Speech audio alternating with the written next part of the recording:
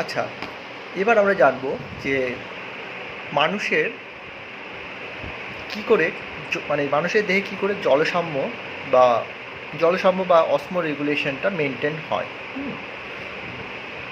আমরা আগেই পড়েছিলাম, মনে করলে মনে পড়বে যে যখন আমরা বৃক্কের কাজ করছিলাম তখন আমরা বলেছিলাম যে অসমো রেগুলেশন বৃক্ক নিয়ন্ত্রণ করে কি করে করে সেটা আমি বলেছিলাম এক লাইন, যে লঘু স্মারক এবং অতিস্মারক মূত্র উৎপাদনের মাধ্যমে, হাইপারটনিক এবং হাইপোটনিক ইউরিন উৎপাদনের মাধ্যমে কি করে বৃক্ক অসমো রেগুলেশন, বডির অসমো রেগুলেশনটাকে মেনটেন করে। এবার এই অসমো রেগুলেশন মেনটেন করতে গেলে কি করতে হয়, মেনলি অভিস্রবণ চাপটাকে নিয়ন্ত্রণ করতে হয়। বডির মধ্যে, দেহের মধ্যে অভিস্রবণ চাপটাকে নিয়ন্ত্রণ করতে হয়। একটা কোষ ধরা যাক, আমরা এইভাবে জিনিসটাকে বুঝি যে এটা একটা কোষ ধরা যাক, ঠিক আছে, আর কোষটা একটা বাইরের পরিবেশের মধ্যে আছে, ধরো এটার বাইরের পরিবেশ।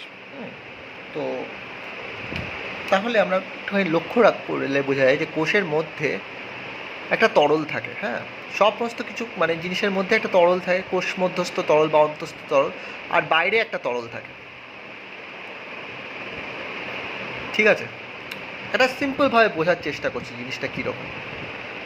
হ্যাঁ, কারণ বইতে একটু কমপ্লেক্স আছে জিনিসটা, তো আমরা একটু সিম্পলভাবে বুঝি বিষয়টা। যে আমরা তাহলে এটাকে কি বলছি, কোষ মধ্যস্থ তরল, আর এটা হচ্ছে বহিস্থ তরল, তাহলে এটা হচ্ছে অন্তস্থ তরল।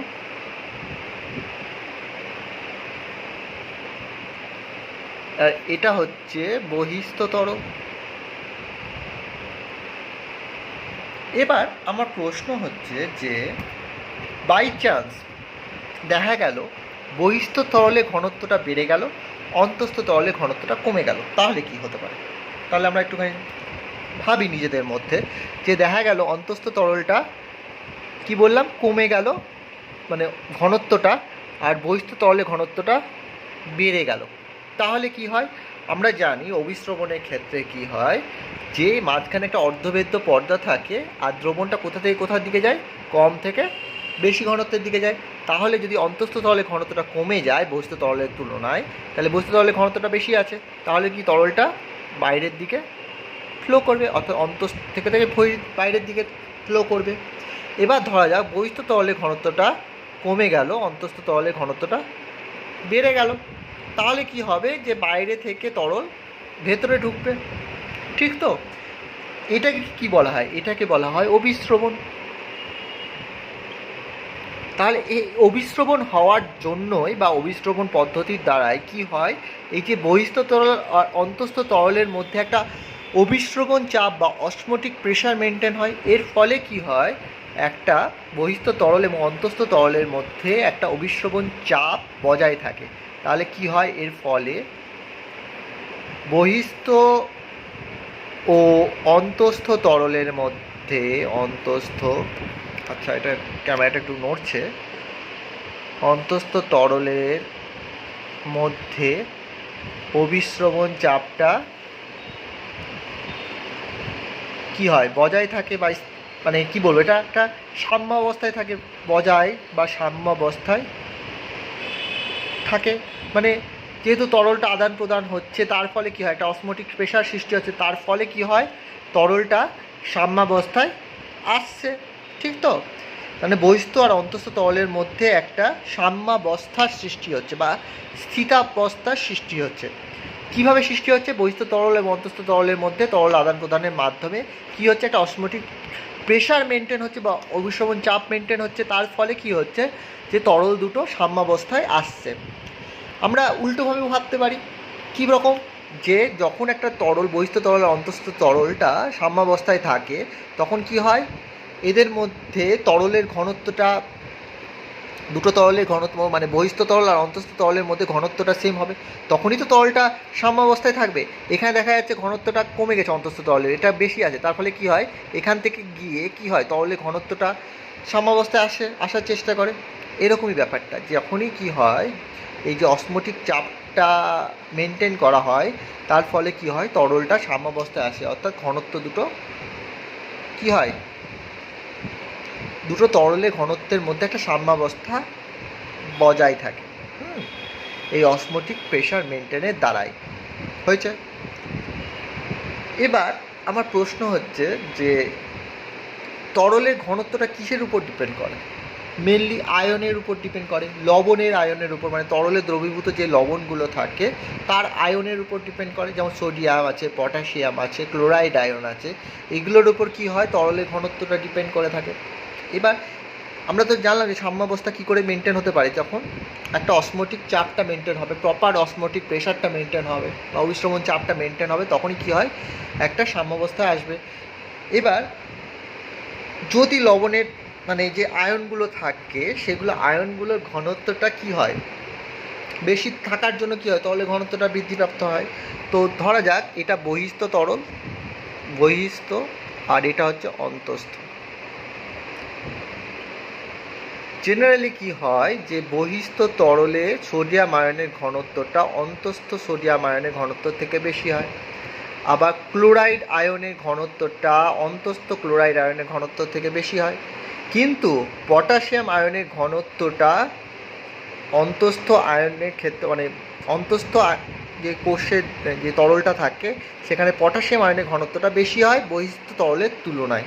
ঠিক আছে, এই যে একটা অসম একটা ব্যাপার দেখা যাচ্ছে, তার ফলে কি হয় যে তরলটার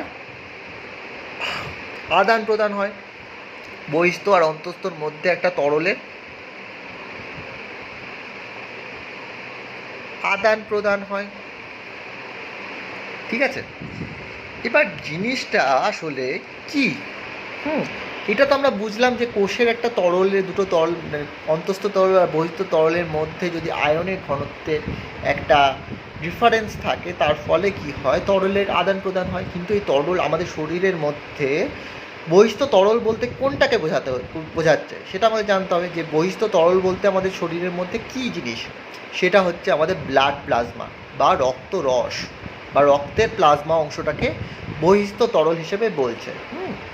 এবার জিনিসটা বুঝি, তাহলে এইটুকু জিনিসটা বোঝাতে পেরেছি আশা করি। এবার আমরা আসি প্লাজমার ব্যাপারটা, মানে রক্তর সাথে কি করে আমাদের কোষগুলো তাদের এই অসমোটিক প্রেশারটা মেনটেন করছে সেটাই আমরা জানবো। ঠিক আছে, চল শুরু করা যাক এটা। আচ্ছা,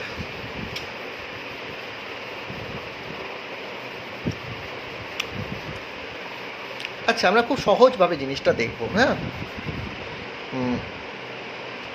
ধরা যাক এটা হচ্ছে আমাদের ব্লাড প্লাজমা আর এটা হচ্ছে আমাদের অন্তস্থ তরল, মানে কোষ অন্তস্থ তরল। হ্যাঁ, এবার দেখা গেল যে এই ব্লাড প্লাজমাতে কি হয় যে মানে প্লাজমাটা বেশিরভাগ অংশটাই জলীয় অংশ থাকে, রক্তের যে জলীয় অংশটা সেটা প্লাজমার মধ্যেই থাকে। ঠিক আছে, এবার জিনিসটা ধরা যাক এভাবে আমরা ধরি যে প্লাজমাতে জলের পরিমাণটা কি হলো বেশি হয়ে গেল, তাহলে অন্তস্থ তরলের কি দরকার হবে, জলের পরিমাণ বেশি হয়ে গেছে সেহেতু মানে জলটাকে কম করতে হবে ব্লাড প্লাজমার মধ্যে। এবার আমরা একটুখানি নেফ্রনের ব্যাপারটা মনে করি যে কি হয়, নেফ্রনটা যদি পাশাপাশি আঁকি, আবার আঁকতে হচ্ছে, একটু শর্টকাটে এঁকে দিই। এটা পিসিটি, এটা হেনলি লুপ, এটা ডিসিটি, এটা কালেক্টিং টিউবুলস। ঠিক আছে, আর এটা হচ্ছে গ্লোমেরুলাস। ঠিক আছে, তো জিনিসটা কি হয় এখানে যে হেনলি লুপ এবং পিসিটি ডিসিটি থেকে যে জলের পুনঃশোষণটা হয় সেই জলটা কোথায় যাচ্ছে, জলটা যাচ্ছে রক্তের প্লাজমাতে ফিরে যাচ্ছে। তার ফলে কি হচ্ছে, মূত্রটা কি হচ্ছে, মূত্রের জলের পরিমাণটা কমছে। ঠিক আছে, মানে জলীয় অংশটা কমছে এবং কি হয় সোডিয়াম আয়নটাও ফিরে যাচ্ছে রক্তের মধ্যে। তার ফলে কী হয়, রক্তের চাপটা বাড়ছে, যেহেতু জলের সাথে সাথে সোডিয়াম আয়নটাও পুনঃশোষণ হচ্ছে রক্তের মধ্যে। তো কি হবে, ব্লাড প্রেশারটাকে মেনটেন হচ্ছে বা ব্লাড প্রেশারটাও বৃদ্ধিপ্রাপ্ত হচ্ছে সোডিয়াম আয়নের উপস্থিতির জন্য। এবার দেখা গেল যে রক্তের মধ্যে জলের পরিমাণটা অনেক বেড়ে গেছে। ঠিক তো, জলের পরিমাণটা অনেক বেড়ে গেছে।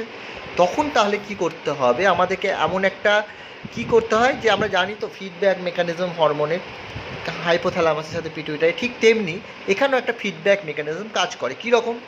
যে জলের পরিমাণ তো প্লাজমার মধ্যে বেড়ে গেছে, প্রচুর বেড়ে গেছে, তাহলে আমাদের আর জল দরকার নেই। প্লাজমার মধ্যে পুনঃশোষণটাকে এই যে মানে যে পুনঃশোষণ হয়ে যে জলটা প্লাজমাতে ফিরছে, অনেক পরিমাণে জল বেড়ে গেছে, তো আমাদেরকে আর জল পুনঃশোষণের প্রয়োজন নেই। তাহলে এখানে যে জলের পুনঃশোষণটা হচ্ছে পিসিটি, হেনলি লুপ, ডিসিটির মধ্যে, সে পুনঃশোষণ রেটটাকে কমিয়ে দিতে হবে। তো পুনঃশোষণ রেটটাকে কমাবো কী করে? এডিএইচ এর হারটাকে কমিয়ে দেবো। মানে এডিএইচ হরমোনটাই তো জলের পুনঃশোষণে হেল্প করে, মেনলি ডিসিটি আর কালেক্টিং টিউবুলসে। তো এটাকে আমরা যদি কমিয়ে দিই এডিএইচ এর হারটাকে, তাহলে কি হবে? জলের পুনঃশোষণ লেভেলটা কমে যাবে, পুনঃশোষণ রেটটা কমে যাবে, যেহেতু জলের লেভেলটা ব্লাড প্লাজমাতে বেশি আছে। ঠিক আছে? তাহলে কি হয়, এক নম্বর কথা, যে যখনই জলটা বেড়ে যায় ব্লাড প্লাজমাতে, তখন এটা একটা রেসপন্স হাইপোথ্যালামাসের অসমো রিসেপ্টারে একটা রেসপন্স পাঠায়। যখন জল বেড়ে যায় তখন একটা রেসপন্স হাইপোথ্যালামাসে অসমো রিসেপ্টারে পাঠায়। এবার অসমো রিসেপ্টার দুরকমভাবে কাজ করতে পারে, দুরকমভাবে তার রেসপন্স পাঠাতে পারে। তাহলে কি করতে পারে? সে করে হচ্ছে, আমি একটা জিনিস বলে দিলাম, যে যখনই ব্লাড প্লাজমাতে জলের পরিমাণটা বেড়ে যায় তখন কি হয়, এডিএইচ এর লেভেলটাকে কমিয়ে দেওয়া। তাহলে হাইপোথ্যালামাস করে কি, এডিএইচ এর লেভেলটাকে কমিয়ে দেয়। সেকেন্ডলি আর কি করতে পারে, যে আমরা যদি জল এই টাইমটা আমরা ধরা যাক, এই টাইমটায়, হ্যাঁ, যেখানে জলের পরিমাণটা ব্লাড প্লাজমাতে বেড়ে গেছে, কিন্তু তবু আমাদের যদি ধরা যাক তৃষ্ণা পেত বা পিপাসা পেত, তাহলে আমরা জল খেতাম। তো আমাদের তৃষ্ণা পাচ্ছে, আমরা জল বোতলের পর বোতল, বোতলের পর বোতল, বোতলের পর বোতল জল খেয়ে যাচ্ছি। তাহলে কী হতো, জলের পরিমাণটা বাড়তো, কি নেফ্রন, মানে এখানে জলের পরিমাণটা বাড়তেই থাকতো। কিন্তু আমাদের টার্গেট হচ্ছে এখানে জলের পরিমাণটাকে কমানো, মানে, এবং তার ফলে কি, এখানে জলের পরিমাণ কমলে পুনঃশোষণ লেভেলটা অটোমেটিক্যালি কমে যাবে। তাহলে আমাদের জল পিপাসা রেট মানে লেভেলটাও কমে যাবে, অর্থাৎ জল পিপাসা বা তৃষ্ণা পাওয়ার লেভেলটাও হাইপোথ্যালামাস কমিয়ে দেবে, কারণ যেহেতু ব্লাড প্লাজমাতে জলের পরিমাণটা বেড়ে গেছে। তাহলে এই দুটো জিনিস করে কি হয়, এটা বহিস্থ আর অন্তস্থ তরলের মধ্যে বা ব্লাড প্লাজমা এবং অন্তস্থ তরলের মধ্যে কি হয়, একটা সাম্যাবস্থা নিয়ে আসার চেষ্টা করা হয়। এটাও একটা ফিডব্যাক মেকানিজম টাইপেরই ব্যাপার চলছে কিন্তু এখানে। এবার ধরা যাক ব্লাড প্লাজমাতে ওয়াটার লেভেলটা, জলের লেভেলটা কমে গেছে। তাহলে এখানে দেখা গেল জলের লেভেলটা কমে গেছে। তাহলে আমাদের টার্গেট কি হবে? তাহলে আমাদের টার্গেট হবে এখান থেকে বেশি পরিমাণে জলগুলোকে, মানে এই পিসিটি, হেনলি লুপ থেকে, মানে এগুলো থেকে বেশি পরিমাণে জলে পুনঃশোষণ ঘটানো। ঠিক তখনই কি করে, হাইপোথ্যালামাসে এই জিনিসটা আবার রেসপন্স পাঠায়। হাইপোথ্যালামাসে এই জল কমে যাওয়া, যখনই ব্লাড প্লাজমাতে জল কমে যায়, তার ফলে কি হয়, হাইপোথ্যালামাসে আবার রেসপন্স যায়, বা হাইপোথ্যালামাস আবার দুরকমভাবে কাজ করে।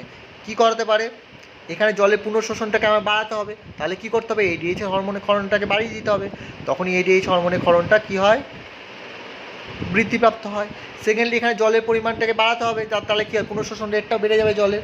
তাহলে কি করতে হবে, জল পিপাসার রেটটাও, লেভেলটাকেও বাড়িয়ে দিতে হবে। তার ফলে কি একটা সাম্যাবস্থা নিয়ে আসার চেষ্টা করা হয়। এবার এইভাবে কি হয়, যে হাইপারটনিক এবং হাইপোটনিক মূত্র তৈরি হয়। কীরকমভাবে, জল যত ভেতরের দিকে ঢুকবে তাহলে কি হবে, সোডিয়াম আয়নের পরিমাণটা কমে যাবে মূত্রের মধ্যে। আবার যদি জল যদি কম পুনঃশোষিত হয় তাহলে কী হবে, সোডিয়ামের লেভেলটা বেড়ে যাবে মূত্রের মধ্যে। ঠিক আছে? এইভাবেই হাইপারটনিক এবং হাইপোটনিক মূত্র প্রস্তুতির মাধ্যমে কি হয়, বৃক্ক বডির মধ্যে অসমো রেগুলেশনটাকে মেনটেন করে। ঠিক আছে? তো এটা হচ্ছে ব্যাপার। ঠিক আছে, বোঝাতে পেরেছি মনে হয়। এবার তোদের কাজ হচ্ছে অসমো রেগুলেশনটা একবার বই থেকে পড়ে নেওয়া। পড়বি হচ্ছে বর্ধন সেন ভক্তর পাতলা বইটা থেকে পড়বি, কারণ ওটাই সিলেবাসের মধ্যে রয়েছে। ঠিক আছে, চল।